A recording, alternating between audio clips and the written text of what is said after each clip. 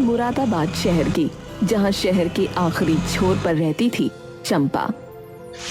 चंपा लोगों के घरों में काम करके अपना जीवन यापन किया करती थी। उसकी 5 साल की बेटी भी थी जिसका नाम था नैना। वो नैना से बहुत प्यार करती थी। मम्मी, मैं स्कूल कब जाऊंगी? अरे तू क्या करेगी स्कूल जाकर? पढ़ूंगी लिखूंगी। क्या करेगी पढ़ लिख कर? तुझसे झाड़ू लगाने को कहा था, लगा दी? हाँ माँ, मैंने सारा काम कर दिया। मुझे स्कूल जाने दो ना, मुझे भी बाकी बच्चों की तरह पढ़ना है। नहीं नहीं, कोई जरूरत नहीं है।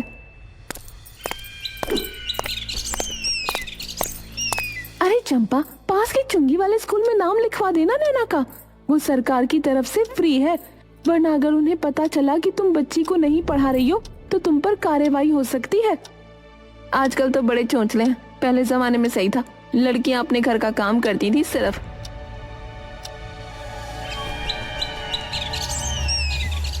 मजबूरन अगले दिन जाकर चंपा ने नैना का एडमिशन करवा दिया।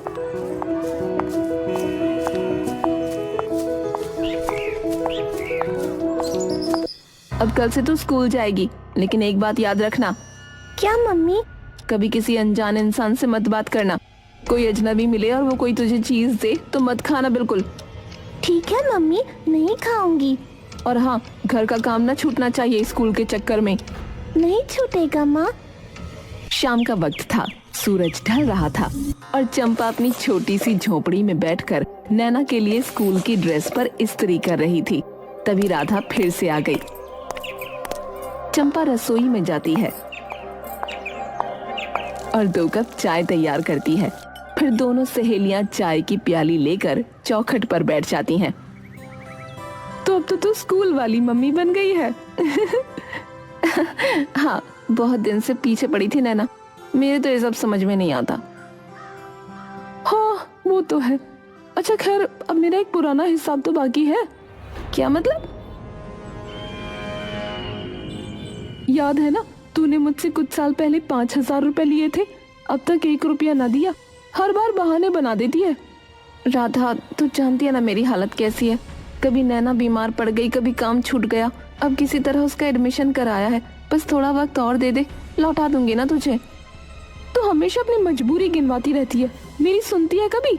मैं भी अकेली हूँ, घरों में झाड़ू पोंछा करती हूँ, मेरे भी सपने हैं। माफ कर दे राधा, मैं जल्दी तुझे सब लौटा दूंगी। मेरी बच्ची बीमार है चंपा, उसका इलाज कराना है, अब तो दे दे। हाँ हाँ दे दूंगी। राधा तुनक कर उठती है और बिना कुछ कहे चली जाती है। फिर अगले दिन सुबह स्कूल जाते वक्त नैना कहती है, मम्मी, मेरे स्कूल में सब बच्चे रंग बिरंगे अच्छे अच्छे बैग लेकर आते हैं। मेरा थैला तो गंदा सा है, मुझे भी नया बैग चाहिए। बेटा वो तो बहुत महंगे होते हैं, जब पैसे होंगे तो दिला दूंगी। पर कुछ नहीं, चुपचाप स्कूल जाओ।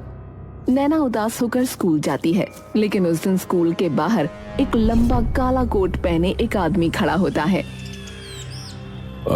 अरे बेटिया सुनो। कौन हो आप? मैं कौन हूँ ये जरूरी नहीं, पर मैं रोज देखता हूँ कि तुम रोज ये थैला लेकर आती हो। क्या तुम्हें बैग नहीं पसंद? नैना को मम्मी की बात याद आती है, कभी किसी अजनबी से मत बात करना, और वो जाने लगती है। अच्छा, अगर मैं तुम्हें एक नया बैग दिला दूं तो? बिल्कुल वैसा जैसे तुम्हारे स्कूल के बाकी बच्चों के पास है। सच्ची? हाँ बेटिया, चलो पास की दुकान तक चलते हैं। नैना उस अजनबी के साथ चल पड़ती है और जाकर बैग ले लेती है। कैसा लगा? बहुत अच्छा, अब मैं सबकी तरह बैग लेकर जाऊंगी, मजा आएगा। हाँ बच्ची, चलो अब जाओ। नैना वहाँ से स्कूल चली गई और फिर जब शाम ढली तो नैना स्कूल से लौटकर घर में दाखिल हुई। उसके हाथ में रंग बिरंगा चमचमाता नया बैग था। जैसे ही चंपा की नजर उस बैग पर पड़ी, उसकी आंखें हैरानी से फैल गईं। ये बैग नैना तुझे कहाँ से मिला? स्कूल के बाहर एक अंकल मिले थे, उन्होंने दिला दिया। क्या? एक अजनबी ने? मैंने तुझे कितनी बार समझाया किसी अजनबी से बात मत करना, और तू उससे बैग भी ले आई। मम्मी वो बहुत अच्छे थे, बोले मैं रोज पुराना थैला लाती हूँ तो बैग दे दिया। अच्छा, अब तुझे अच्छे बुरे की समझ आ गई। कौन था वो? नाम पता कुछ बताया? नहीं मम्मी, कुछ नहीं बताया, बस दिया और चले गए। चंपा का चेहरा डर और गुस्से से तमतमा उठा, उसकी सांसें तेज हो गईं। सुन ले नैना, अगर वो आदमी दोबारा दिखे तो ये बैग ले जाकर वापस दे देना, और दोबारा उससे बात की तो देखना मैं क्या करूंगी। ठीक है मम्मी। अगले दिन नैना स्कूल गई, लेकिन वो अजनबी उसे नहीं मिला। लेकिन परसों स्कूल के बाद फिर वही लंबा काले कोट वाला आदमी स्कूल के बाहर खड़ा था। अरे बेटिया, बैग कैसा लगा? अच्छा लगा, पर मम्मी ने बोला है आपको वापस देना। अरे बैग बाद में ले लूंगा, पहले ये बताओ आइसक्रीम खाओगी? नैना की आंखें चमक उठी। आइसक्रीम जो उसने कभी खाई ही नहीं थी, लालच ने मासूमियत पर जीत पाली। हाँ। अजनबी उसे पास की दुकान पर ले गया, सबसे बड़ी चॉकलेट आइसक्रीम दिलाई। नैना तो जैसे किसी सपने में थी, वो खुशी से उछलती रही और बैग वापस देने की बात भूल गई। चलो अब घर जाओ, मैं फिर मिलूंगा। अच्छा? अंकल आपका नाम क्या है? तुम मुझे अजनबी अंकल कह सकती हो, ठीक है? ठीक है अजनबी अंकल, बाय बाय।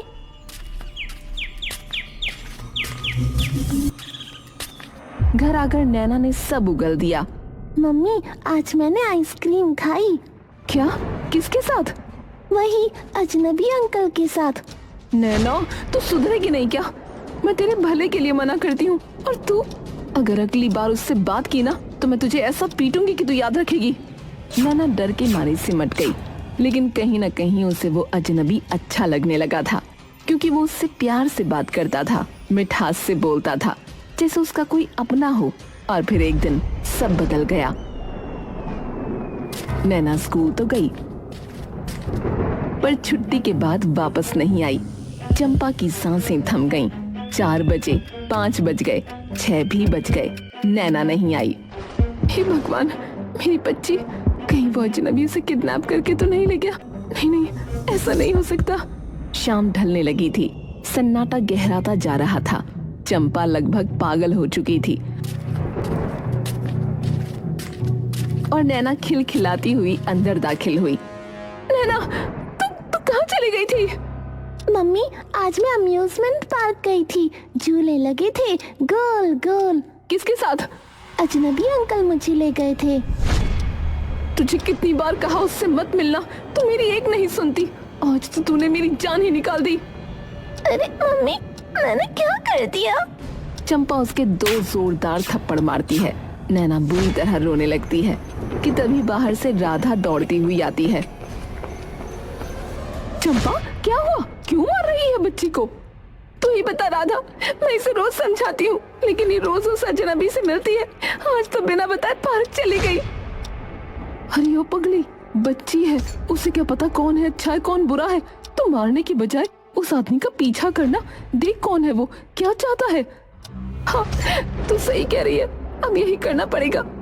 अगली सुबह उसकी आंखों में वो ममता नहीं थी जो रोज नैना को स्कूल भेजते वक्त चमकती थी। आज उसमें चिंता थी, डर था। आज चाहे कुछ भी हो जाए, मैं उस अजनबी को देखे बिना लौटूंगी नहीं। मम्मी क्या हुआ? कुछ नहीं, जल्दी जा और सीधे स्कूल जाना, कहीं और मत रुकना। नैना स्कूल की ओर बढ़ गई। उसके पीछे कुछ दूरी पर चंपा ने अपनी चुन्नी कसकर बांध ली और चुपचाप उसका पीछा करने लगी। पर स्कूल के बाहर कोई अजनबी नहीं था। चंपा छिपकर घंटों बैठी रही, लेकिन कुछ नहीं हुआ। अगले दिन फिर वही सिलसिला। नैना स्कूल गई, चंपा ने पीछा किया, लेकिन वो आदमी नहीं दिखा। आ क्यों नहीं रहा है? 1 हफ्ता बीत गया। उसने राधा को ये बात बताई। राधा, मैं थक गई हूँ, हर रोज जाती हूँ, बैठती हूँ, छिपती हूँ, पर वो नहीं आता। हो सकता है उसने तुझे देख लिया हो और अब वो छिप रहा हो, और शायद वो तुझे जानता हो और तुझसे बच रहा हो। हाँ, तो राधा एक काम कर, कल तू मेरी बेटी का पीछा करना। अगर वो अजनबी मिले तो मुझे फोन करना और पुलिस को भी बता देना। ठीक है, कल मैं जाऊंगी, देखती हूँ कौन है ये छुपा रुस्तम। अगले दिन राधा छिपकर नैना का पीछा करती है। नैना स्कूल जाती है और छुट्टी के समय जब वो बाहर निकलती है तभी दूर से वही अजनबी आता दिखाई देता है। लंबा संजीदा चेहरा, वही काला कोट। अरे बिटिया, कैसी हो? अंकल। आज स्कूल से सीधे मेरे घर चलोगी? मम्मी मानेगी नहीं। बस थोड़ी देर की बात है। झूले हैं, चॉकलेट है और हाँ, आइसक्रीम भी। नैना का मन पिघल गया। वो मुस्कुराते हुए उसके साथ चल दी। राधा दूर से ये सब देख रही थी। अजनबी एक आलीशान बंगले के बाहर आकर रुका।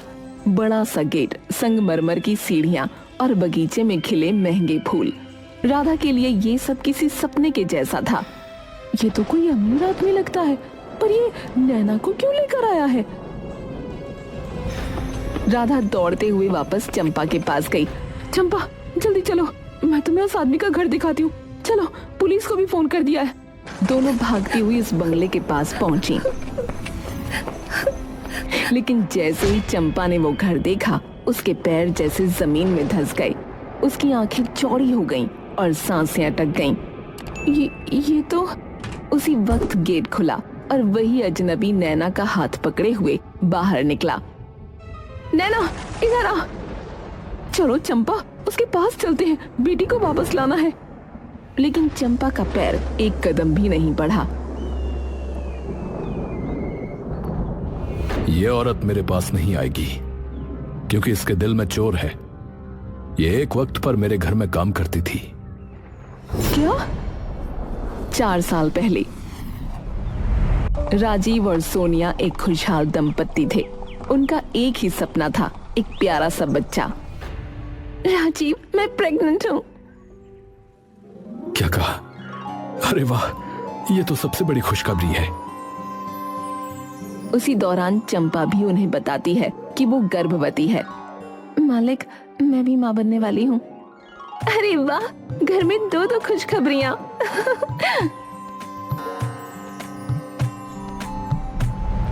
लेकिन चंपा, अब काम मत करो, तुम आराम करो, हम कोई और मेड रख लेंगे। नहीं मालिक, मैं काम छोड़ूंगी नहीं। आपकी सेवा करना मेरा फर्ज है। चंपा काम में लगी रही, लेकिन 6ठे महीने के दौरान एक दिन सफाई करते वक्त वो सीढ़ियों से गिर पड़ी। बचाओ, बचाओ!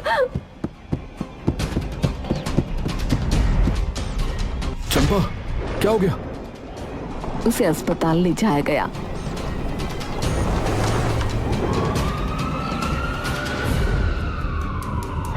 डॉक्टर ने बताया कि उसका गर्भपात हो गया है। अफसोस, बच्चा बच नहीं पाया। चंपा बिलख बिलख कर रोने लगी। तुम लोग जिम्मेदार हो। मैंने कहा था कि काम मत करवाओ, फिर भी कराया। तुम लोगों की वजह से मेरा बच्चा मरा है। लेकिन चंपा, हमने तो मना किया था, कर रही थी। हम कैसे जिम्मेदार हैं? तुमने अपनी मर्जी से किया सब। इन सारी बातों के बाद राजीव और सोनिया अपने घर चले गए। और फिर कुछ समय बाद सोनिया की बेटी पैदा हुई। पर जब सोनिया अस्पताल से घर लौटी तो चंपा बधाई देने आई और मौका देखकर बच्ची को अपने साथ ले गई। राजीव ने पूरा शहर छान मारा, हर थाने में रिपोर्ट लिखवाई।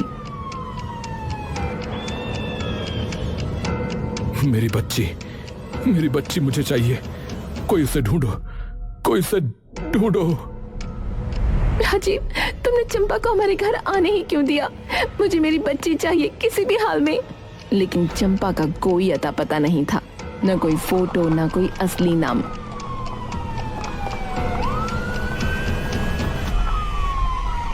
क्या हमारी बेटी कभी वापस नहीं आएगी? 4 साल गुजर गए, दर्द बढ़ता गया। उम्मीदें मरती गईं। लेकिन एक दिन किसी ने सोनिया के दरवाजे पर दस्तक दी। कौन है? मैं राधा हूँ, चंपा की पुरानी सहेली। मैं जानती हूँ तुम्हारी बेटी कहाँ है। क्या? तुम कैसे जानती हो? क्योंकि उसने मुझसे कभी नहीं छुपाया। मैं ही थी जो उसे जानती थी, पहचानती थी। और यहीं से सच्चाई का पर्दा उठने लगा। तूने इन्हें सब कुछ बता दिया? तुझे तो मैंने मदद के लिए बुलाया था, तुझसे सब बांटा था, और तूने मुझे धोखा दे दिया। क्योंकि तूने भी मुझे धोखा दिया चंपा। मेरे पैसे आज तक न लौटाए और इस चक्कर में मेरी बच्ची मौत के मुंह तक पहुंच गई। मुझे पैसों की नहीं पड़ी है, पर मेरी बच्ची को उस हद तक पहुंचाने के लिए तुझे सजा मिलनी चाहिए। तूने दोस्ती का गला घोटा है, इसलिए अब तेरे राज खोलने का वक्त आ गया है। चंपा भागने की कोशिश करती है, लेकिन तभी पुलिस की गाड़ी आकर रुकती है। पुलिस वाले उसे पकड़ लेते हैं। नहीं, ये अन्याय है।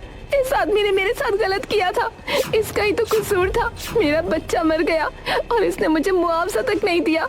इस देश का कानून भी मेरी मदद नहीं कर सका, तो क्या मैं भी बदला ना लूं? फिर से कहानी गढ़ रही हो। हमें सब सच पता है। डॉक्टर साहब, सामने आइए। वो डॉक्टर सामने आया जिसने चंपा का इलाज किया था। देखिए, चंपा को चोट लगी थी, लेकिन असल बात यह है कि वो कभी गर्भवती थी ही नहीं। उसने मुझे झूठ बोलने के लिए पैसे दिए थे। बोल रही थी कि जब मुआवजा मिलेगा तो और दूंगी। बड़ी कमीनी है तू। और सच तो ये है कि इसकी शादी भी नहीं हुई कभी। बच्चा कहाँ से होगा? अब तक चंपा का झूठ पूरी तरह नंगा हो चुका था। तू चाहती क्या थी? तूने मेरी बेटी को क्यों अपने पास रखा? सच सच बता। मैंने सोचा था कि एक दिन अचानक आ जाती और कहती कि राजीव ने मेरे साथ दुष्कर्म किया था और ये बच्ची उसी की औलाद है। क्या? फिर डीएनए टेस्ट होता और बच्ची तुम्हारी निकलती तो मैं कानूनी रूप से दावा करती, तुम्हारी प्रॉपर्टी में हिस्सा लेती। तुमने हमारी मासूम बच्ची को अपने प्लान का हिस्सा बनाया। तुम जानती भी हो एक माँ की तकलीफ क्या होती है जब उसकी बच्ची उससे छिन जाती है। पुलिस चंपा को गाड़ी में बिठाती है। वो अब भी रो रही थी, लेकिन अब उसके आंसुओं में कोई ताकत नहीं थी, सिर्फ पछतावा था शायद। Mummy, mummy. बेटा, अब मैं तुम्हें कभी नहीं दूर होने दूंगी। अब कोई तुम्हें मुझसे नहीं छीन सकता। अब तू हमारे साथ रहेगी, हमेशा के लिए। मेरी मम्मी। वो तुम्हारी मम्मी नहीं है, मैं हूँ। हम अजनबी नहीं है बेटा, अपने हैं। 4 साल बाद एक टूटा हुआ रिश्ता फिर से जुड़ गया और एक मासूम बच्ची को उसके सच्चे माँ बाप वापस मिले। लेकिन चाहे स्वार्थ के लिए किया हो, पर चंपा भी कहीं न कहीं नैना के साथ ममता के बंधन में बंध गई थी।